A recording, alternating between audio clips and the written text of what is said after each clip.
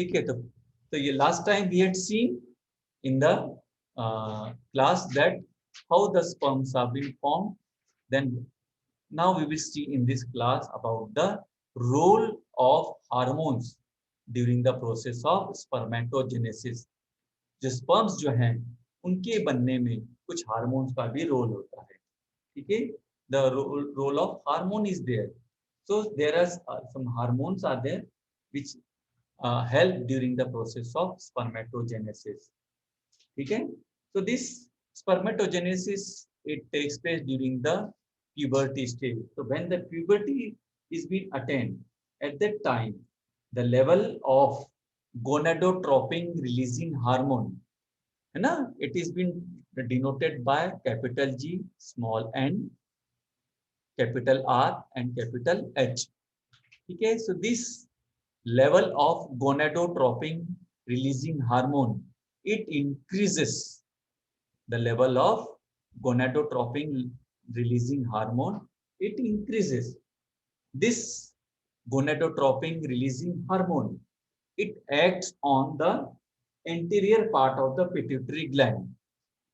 Okay, this gonadotropin releasing hormone, it acts on the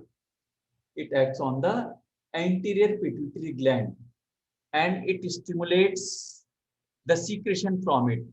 ठीक है, ये जो है पिट्यूटरी ग्लैंड को स्टिमुलेट करता है गोनाडोट्रोपिन रिलीजिंग हार्मोन, जिसकी वजह से पिट्यूटरी ग्लैंड से जो है दो हार्मोन्स जो है वो सीक्रेट होते हैं, और वो दो हार्मोन है ल्यूटिनाइजिंग हार्मोन और दूसरा है फॉलिकल स्टिमुलेटिंग हार्मोन.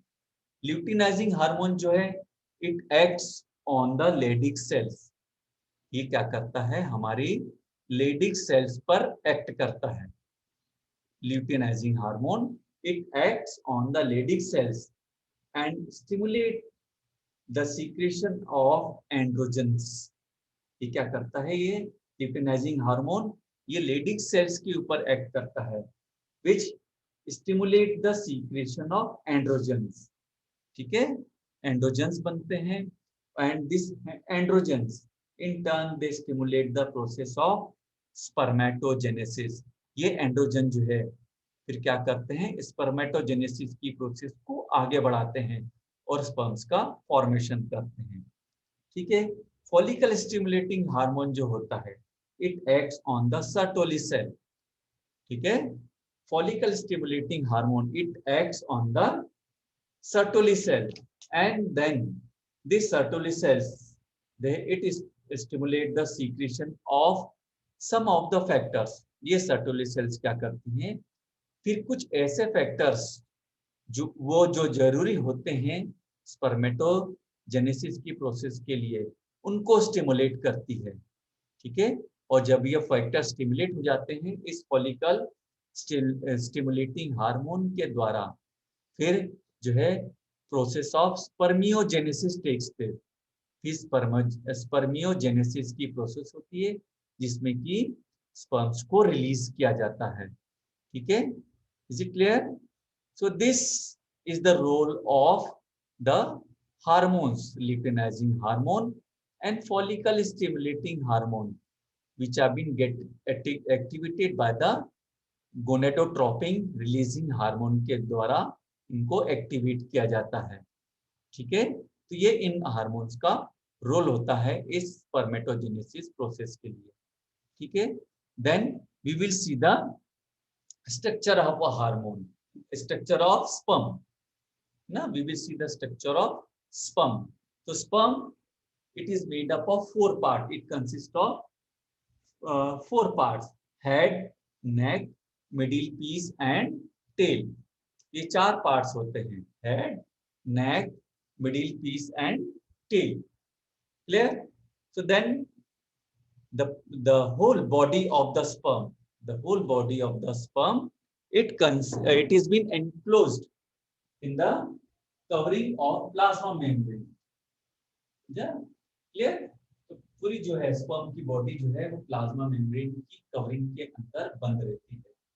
ठीक, देन दिस प्लाज्मा मेम्ब्रेन के बाद इसके मिडिल वाले पार्ट में, middle part it consist of nucleus, जो लंबा एक न्यूक्लियस होता है, clear, this nucleus it has a cap on it, इस न्यूक्लियस के एंटीरियर एंड जो होता है, ऊपर का जो एंड होता है, उसके ऊपर एक कवरिंग कैप पाई जाती है, इस कैप को कहते हैं acrosome.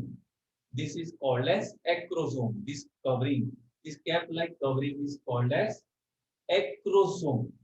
This acrosome it help during the fertilization process, clear, ये ओवम को अंदर पेनिट्रेट करने के लिए इस स्पर्म को हेल्प करता है ये acrosome, okay, clear.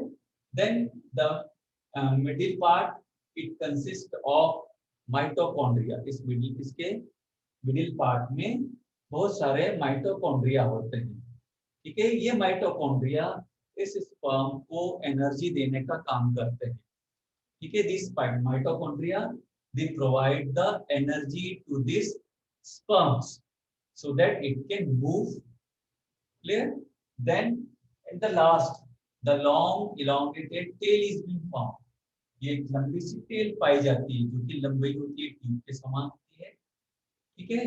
This tail it help the sperm to move, ठीक है। ये स्पर्म जो है, ये टेल जो है, इस स्पर्म को जो मूवमेंट करने में हेल्प करती है, और इस टेल की सहायता से वो स्पर्म जो है मूव करता है, and it travel through the duct of the male, female के अंदर जो है वो मूव करता है, ये इस टेल की सहायता से वो sperm. Understood now? So these are the structure of sperm. So it consists of head, neck, middle piece and tail. Head के अंदर जो है वो पार्ट्स पाए जाते हैं जैसे एक्रोसोम और न्यूक्लियस, ठीक है। न्यूक्लियस के ऊपर एक तरह की कवरिंग पाई जाती है जिसको कहते हैं एक्रोसोम, जो कि हेल्प करती है स्पर्म को फर्टिलाइजेशन के समय ओवम को अंदर पेनिट्रेट करने के लिए। देन नेक वाले रीजन के अंदर जो है सेंट्रियोल्स पाए जाते हैं, नेक वाले रीजन के अंदर it consist of centrioles. Then इस सेंट्रियोल से लगे हुए जो है इसके मिडिल पीस वाले भाग में पाए जाते हैं mitochondria. This mitochondria they provide the energy to this moving sperm. Then with the help of this tail this sperm it moves and it shows the locomotion, movement होता है इस टेल की सहायता से। Understood now? Clear? And we had also seen the role of hormone in the spermatogenesis. जो इसमें role होता है मेनली गोनाडोट्रोपिन रिलीजिंग हार्मोन, ये स्टिमुलेट करता है हमारे इन दो हार्मोन को, सीक्रेट करता है ये दो हार्मोन, ल्यूटिनाइजिंग हार्मोन और फॉलिकल स्टिमुलेटिंग हार्मोन, ठीक। ल्यूटिनाइजिंग हार्मोन ये लेडी सेल्स के ऊपर एक्ट करता है और स्टिमुलेट करता है एंडोजेंस के फॉर्मेशन को, और ये एंडोजेंस क्या करते हैं, स्पर्मेटोजेनेसिस की प्रोसेस को आगे बढ़ाते हैं, स्पर्म्स का फॉर्मेशन करते हैं। फॉलिकल स्टिमुलेटिंग हार्मोन ये सर्टोली सेल्स के ऊपर एक्ट करता है, जिसकी वजह से जो है ये दूसरे फैक्टर्स जो कि स्पर्म्स को रिलीज करने में यूज किए जाते हैं उनको स्टिमुलेट करता है ये फॉलिकल स्टिमुलेटिंग हार्मोन, और जो है स्पर्मियोजेनेसिस की प्रोसेस के द्वारा फिर स्पर्म्स को रिलीज किया जाता है। Understood now? Is it clear? So this is the role of these hormones and this is the structure of sperm in the male. Understood now?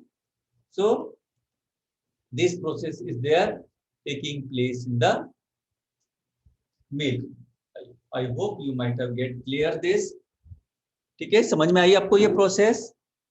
सभी को समझ में आई? Is it clear? हेलो, समझ में आई बेटा सभी को? हेलो, यस सर, है ना? So do learn this steps. ये प्रोसेस जो है आपको समझ में आएगी, आपको मैं भेजूंगा, इसकी मैं नोट्स भी इसको आपके भेज दूंगा और आपको ये लर्न करना है, ठीक है। So now our time is finished, so I will end my class. Clear? Okay.